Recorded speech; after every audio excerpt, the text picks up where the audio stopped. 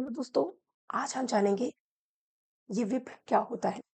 तो whip means होता क्या है? बेसिकली व्हिप का शाब्दिक अर्थ है चाबुक। तो यानी कि जो मास्टर है वो अपने फील्ड एनिमल से काम कराने के लिए, बहुत सारा काम कराने के लिए, उसको अनुशासित रखने के लिए और वो लगातार काम करता रहे, तो उस पर वो क्या करता है, चाबुक चलाता रहता है। ठीक है, ताकि वो एनिमल काम करता रहे। तो क्या पॉलिटिकल सिस्टम में, हमारे पार्लियामेंट में भी क्या किसी के ऊपर चाबुक चलाया जाएगा? नहीं, ऐसा नहीं है।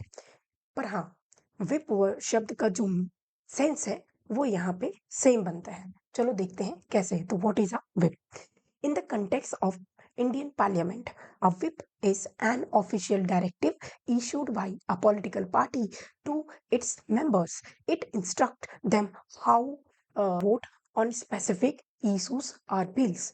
The whip is crucial for the maintaining the party discipline, ensuring that the members support the party line during the votes. तो यानी कि जो whip है वो क्या है, एक ऑफिशियल डायरेक्टिव है जो किसी पॉलिटिकल पार्टी के द्वारा अपने मेंबर पर ही लागू किया जाता है। तो यानी कि जैसे हम स्कूलों में देखते हैं ना, हर क्लास में एक मॉनिटर होता है। तो मॉनिटर का काम क्या है? क्लास में जो भी डिसिप्लिन है वो बना रहे, हर बच्चा क्लास को अटेंड कर रहा है, ये नहीं कर रहा है, यानी कि मॉनिटर क्लास के हर स्टूडेंट को मॉनिटर करता रहता है, उनके डिसिप्लिन को, उनके अटेंडेंस को, कि वो क्लास को अटेंड कर रहे हैं या नहीं कर रहे हैं। तो क्लास को मेंटेन करके रखने का काम टीचर के ना होने पर वो किसका काम है? मॉनिटर का है। तो इसी तरह हर पॉलिटिकल पार्टी के पास अपना एक मॉनिटर है जिसे हम विप कहते हैं। तो वो क्या करता है, वो किसी भी स्पेसिफिक इशू या बिल जब पास हो रहा होता है तब वो मेंटेन करता है पार्टी के डिसिप्लिन को, और वो इंश्योर करता है कि जितने भी पार्टी के मेंबर हैं वो ड्यूरिंग द वोट के टाइम पर पार्टी के सपोर्ट में और पार्टी के लिए ही वोट करे, उनके अगेंस्ट वोट ना करे। सो जो विप है वो रिस्पॉन्सिबल है to organized that discipline voting according to the party direction and ensuring the attendance of the party members on a specific occasion। Simple सी बात है, एक मॉनिटर है, हर पॉलिटिकल पार्टी के पास है, वो मेंटेन कर रहा है, वो देख रहा है कि किसी पर्टिकुलर इशू पर या बिल पर जो मेंबर है वो पार्टी लाइन पर वोट कर रहा है या नहीं कर रहा। वो देख रहा है कि जो मेंबर है वो पार्टी लाइन के अकॉर्डिंग वोट कर रहा है या नहीं कर रहा। तो there are different type of whip. There are different type of whip: one line whip, two line whip, three line whip. One line whip, less formal directive, simply urging member to present and participate। तो यहाँ पे सिर्फ क्या होगा, आपको present होना है और पार्टिसिपेट करना है पर्टिकुलर ओकेजन को। टू लाइन विप में क्या होगा, members are urged to attend and vote but not strictly like as three line web. तो थ्री लाइन की तरह बहुत ज्यादा स्ट्रिक्ट नहीं है। यहाँ पे आपको क्या करना होगा, अटेंड करना होगा एंड वोट करना होगा, राइट। यहाँ पे क्या है, आप अगर कई बार नहीं अटेंड करते हैं तो कोई दिक्कत नहीं है, ठीक है, लेकिन यहाँ पे आपको अटेंड करना होगा, राइट। तो three line web, this is a strong directive requiring all members to vote according to with the party position. तो पार्टी जैसा बोलती है, जिस तरीके से बोल रही है उसी तरीके से वोट करना है, ठीक है, हर मेंबर को। ये एकदम स्ट्रॉन्ग डायरेक्शन है और इसको कोई भी सदस्य काट नहीं सकता। अगर वो इसके अगेंस्ट वोट करता है तो उसके ऊपर एंटी डिफेक्शन लॉ चार्ज लग जाएगा। तो यहाँ पे क्या, वन लाइन क्या है, वन लाइन क्या है, नॉन बाइंडिंग है, ठीक है। तो ये बाइंडिंग नहीं है, क्या है ये, क्या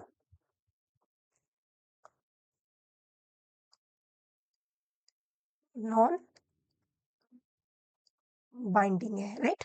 और जो सेकंड है, इसमें आपको सिर्फ क्या करना है, अटेंड करना है, क्या, अटेंड। सो अटेंडेंस ड्यूरिंग वोट। वोटिंग के टाइम पे सिर्फ क्या होनी चाहिए, अटेंडेंस होनी चाहिए। वोट कर रहे हैं नहीं कर रहे हैं कोई मैटर उतना नहीं होता है। बट थ्री लाइन में क्या होता है, ये एकदम स्ट्रॉन्ग पॉइंट है, यहाँ पे आपको क्लियर कट बोल दिया जाता है, राइट। क्लियर कट डायरेक्शन होता है कि भाई आपको वोट करना है पार्टी के सपोर्ट में। ओके, सो ये इतनी सी बात होती है। नहीं, जो ये विप है वो कब से चला आ रहा है, या इसका कुछ जो कॉन्सेप्ट है ये कहाँ से निकला? विप जो है, concept of whip was inherited from the colonial British rule. It is used in the parliamentary parlance, often for floor management by the political parties in the legislature. तो ये ब्रिटिश टाइम से चलता हुआ आ रहा है और आज़ादी के बाद से पॉलिटिकल पार्टीज ने इसको अडॉप्ट कर लिया है, कंटिन्यूसली इसको फॉलो कर रहे हैं। नाउ कॉन्स्टिट्यूशनल स्टेटस, तो क्या विप हमारे कॉन्स्टिट्यूशन में लिखा हुआ है, कहीं मेंशन है? No, the office of whip is mentioned neither in a constitution of India nor in the rule of house nor in a parliamentary statute। ठीक है, कहीं भी मेंशन नहीं है, ना ही रूल ऑफ हाउस में कहीं मेंशन है, ना ही कॉन्स्टिट्यूशन में मेंशन है। It is based on the conventions of parliamentary government. ये एक तरीके का ट्रेडिशन है जो बहुत पुराने वक्त से ब्रिटिश के टाइम से चलता हुआ आ रहा है, इसलिए हम इसको फॉलो करते हुए चल रहे हैं, ये कहीं लिखा नहीं है। Non-applicability of whip. There are some cases such as presidential elections where the whip cannot be direct a MP MLA on whom to vote। ठीक है, तो यहाँ पे प्रेसिडेंट के इलेक्शन में विप लागू नहीं होगा किसी भी मेंबर पर। ठीक है, चाहे वो एमपी हो या एमएलए, वो अपनी इच्छा से किसी को भी यहाँ पे किसी को भी यहाँ पर वोट कर सकता है। Right, वॉलेशन of whip. If MP violate his party's whip, he faced the exclusion from the House under the Anti-Defection Act. So every party have appoint a whip that is responsible of the party's discipline, है ना, behavior on the floor of house। अगर मान लो कोई follow नहीं करता है, party के against vote करता है, तो due to the 10th schedule that is known as anti defection law. ठीक, यहाँ added by 52nd amendment act 1985 that contained the provision of a disqualification of a grounds of defection। तो जो party के member हैं, ठीक है, उनके ऊपर इस शेड्यूल के अंदर